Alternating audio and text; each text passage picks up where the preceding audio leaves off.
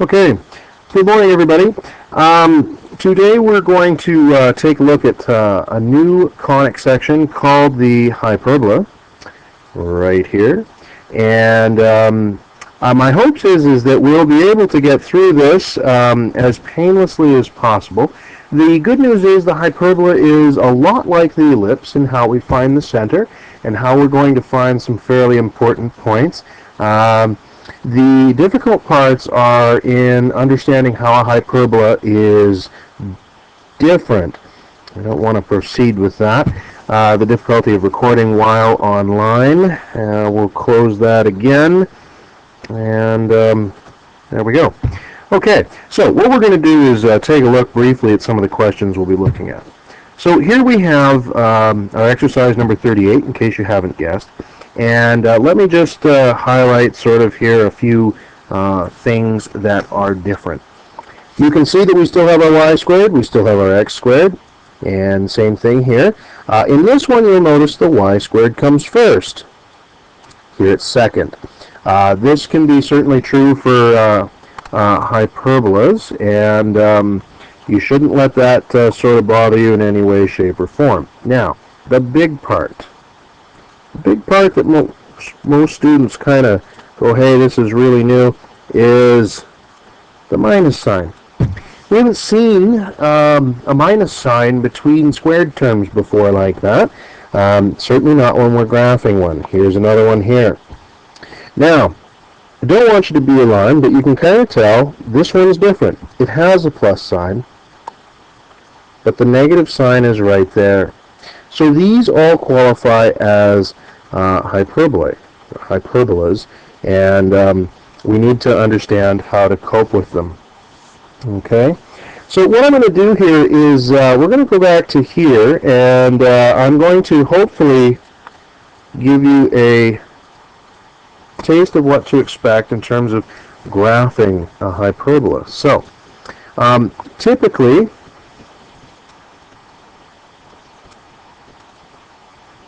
hyperbolas have the standard equation of, we're going to have x minus h squared over a squared minus y minus k squared over b squared equaling 1. Or, now this is a big or, okay? We might also have, now there's two ways to write this. I'm going to show you the way that I think is easiest to understand first. We're going to have y minus k squared over a squared minus x minus h squared over b squared, and that also equals 1. Do you notice how, and this is sort of a big picture idea, we have this term coming first? That's going to be a really important idea. The other, of course, option is that the x squared instead comes first, not second. Those are going to be some important ideas when we need them. Okay. Now, the good news is here. Actually, before I move on, let me highlight just a couple more points. Just like the ellipse, so in ways that they're similar, things you already know. HK is the center, although the center in this particular shape, well, it's not debatable, but it's certainly there. HK is the center.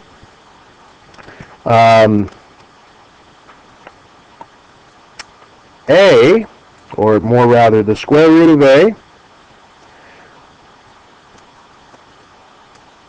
are points of interest.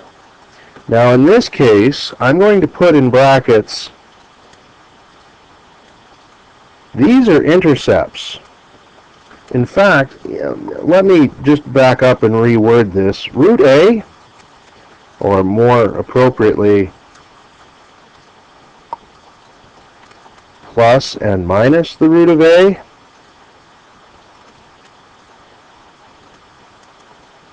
Our intercepts, what I'll call real points. Okay. Plus and minus the root of b. These are the ones that I'm going to call points of interest. Now, that means that we're going to have to graph them, okay, to get our hyperbola. We're going to have to graph both sets. A, plus and minus the root of a over here. These ones are real. We're actually going to plot them. These ones we're going to plot, but they're not part of the graph. They're not part of the hyperbola. But in any event, hopefully you'll kind of see what I'm getting at when we get to an example. Okay? Okay, let's go and take a look at our first hyperbola. This funny looking shape here, both parts of it, is what we call a hyperbola. Now, specifically, this is the hyperbola of y squared minus x squared equals 1. Let me show you why. Now, let's look at this point in particular. This point has the value of 0 and 1. And so you can see that if I put 0 in for x, y is going to equal plus and minus 1. And that's why we have a second point down here at 0, negative 1. Now what's true is that we can begin working on other points as well. Okay, so let me just demonstrate. Let's substitute instead 2 squared's not nice, 4 squared, let's, oh sorry, well, let's just put in another point.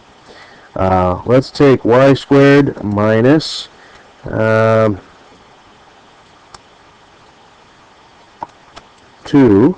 squared equals 1. So you can kind of see where I'm going with this. Y squared is going to equal 1 plus 2 squared, or 4.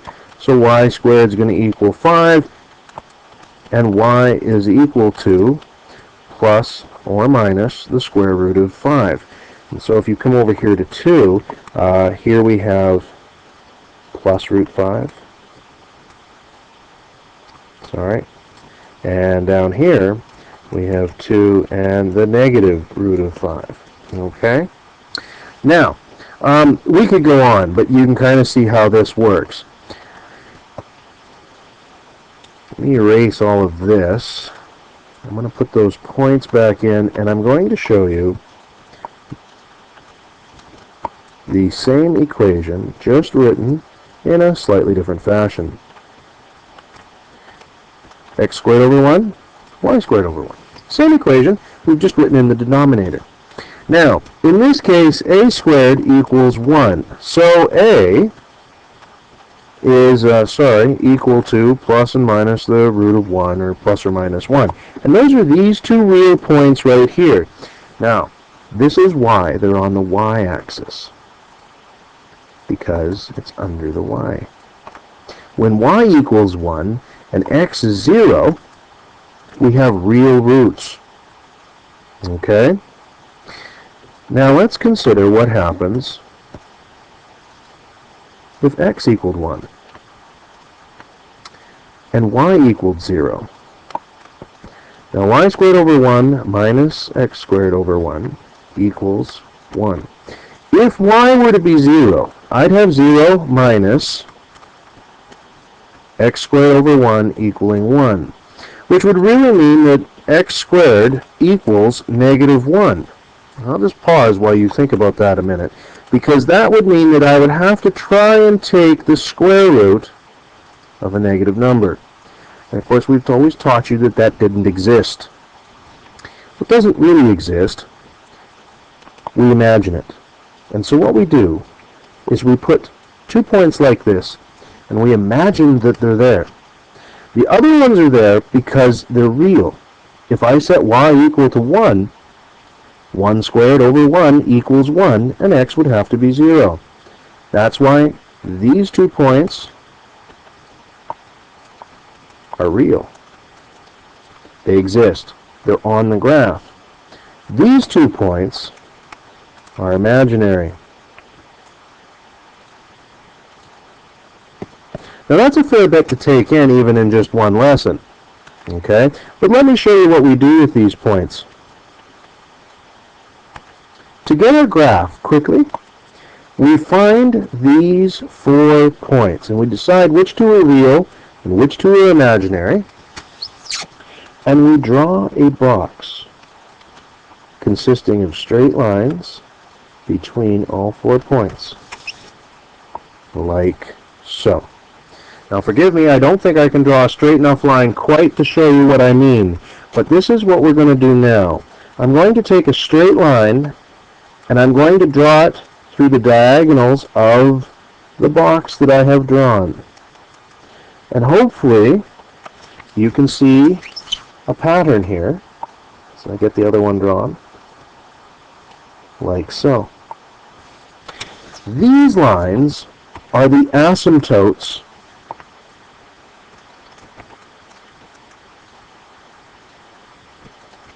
of the hyperbola.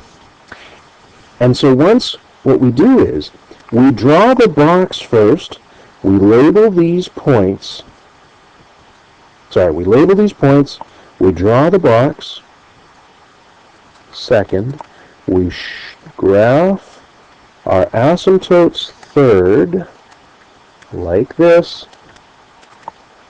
and then we take our pencil and we sketch the hyperbola, like so. Okay? So, let's go back to our notes and write that little procedure down so that we don't forget.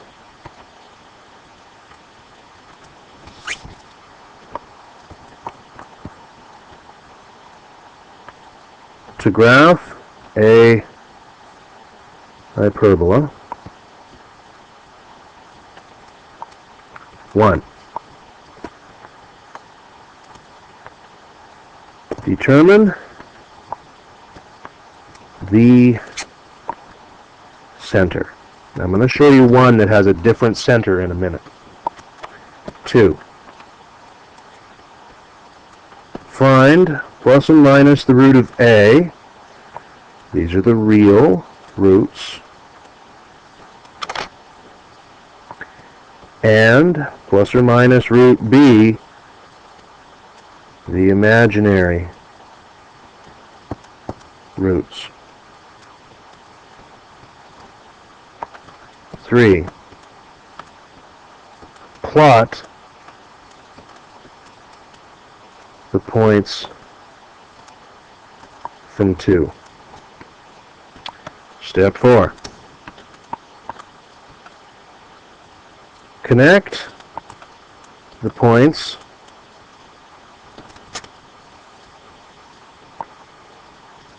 using a rectangle. It'll usually be a rectangle, it's not always a square. Using a rectangle. And 5, draw the asymptotes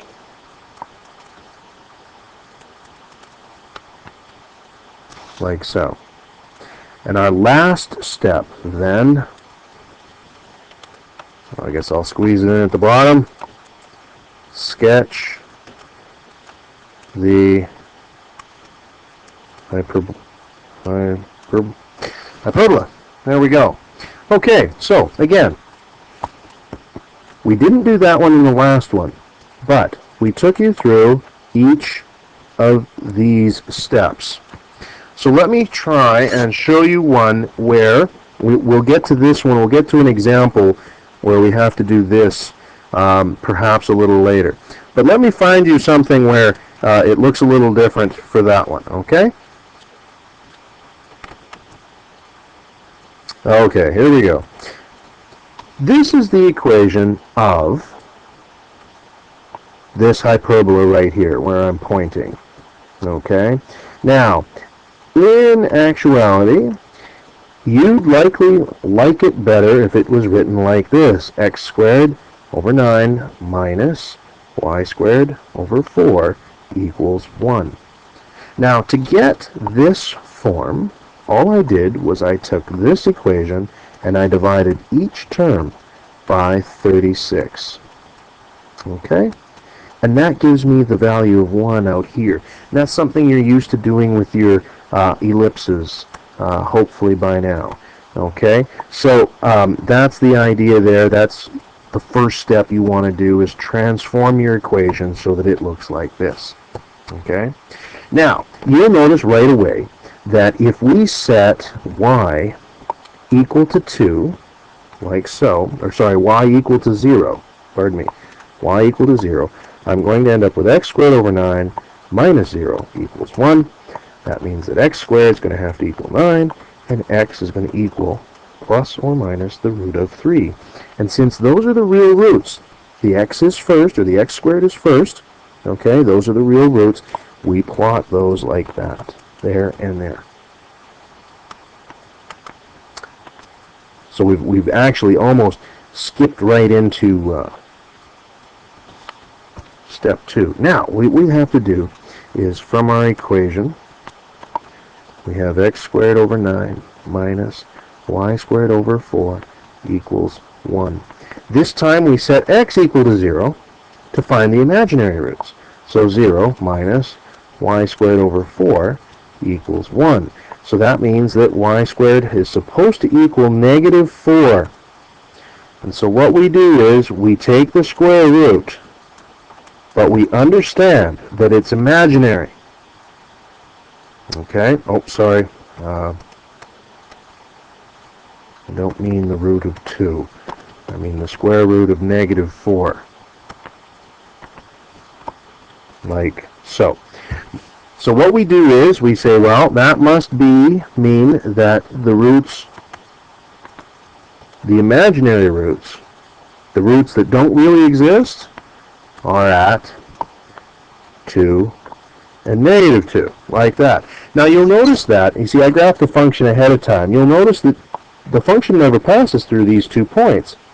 That's why they're imaginary roots. The function doesn't pass through it, and yet 2 and negative 2 sort of satisfy the situation where x squared equals 0.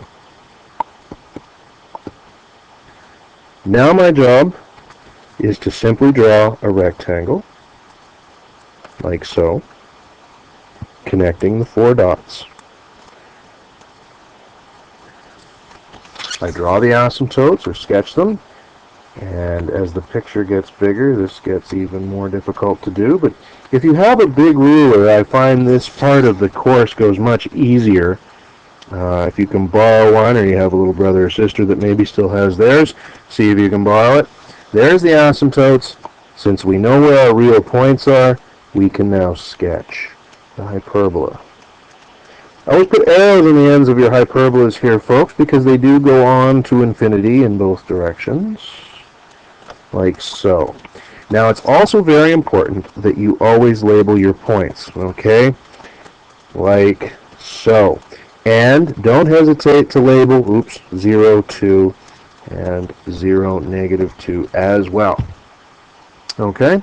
Now, that's sketching the basic hyperbola.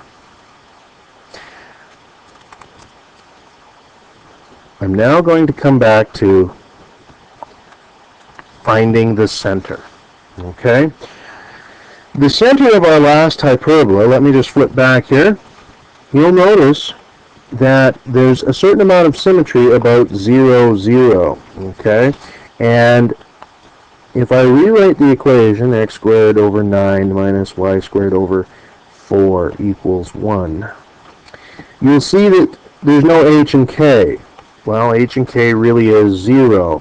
And what happens is, I'll just give you the box again here real quick, a rectangle, like so.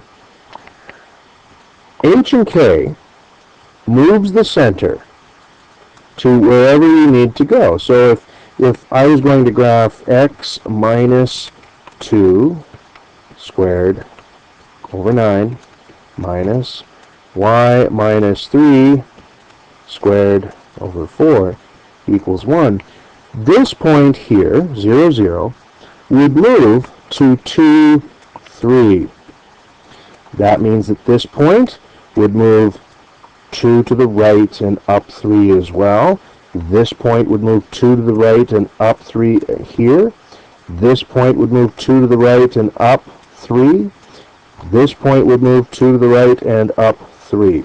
I draw my new rectangle. I won't draw it in because the diagram's getting quite complicated. Drawing my asymptotes. Now I have my hyperbola. What I'm going to do is this. This video is already long enough, and I know that you'll need some time to get these practiced. I'll flip back to the assignment just to highlight a couple of things here. We'll close that. There we go. What I'm going to get you to do, please, is give your best shot at the first 3 questions here.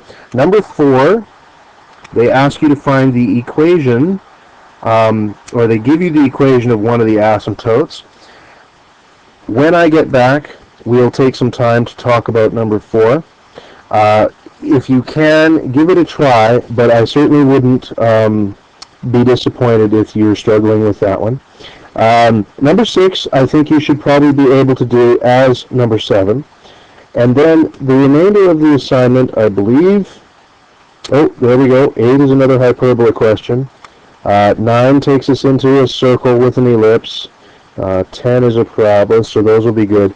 And then there's some review. So 1, 2, and 3 for sure. Starting at 6, go to 10, and then finish that assignment. And that will be great for today. Thank you. Good luck. Please don't hesitate to email me if you have questions, and we will see you on Monday.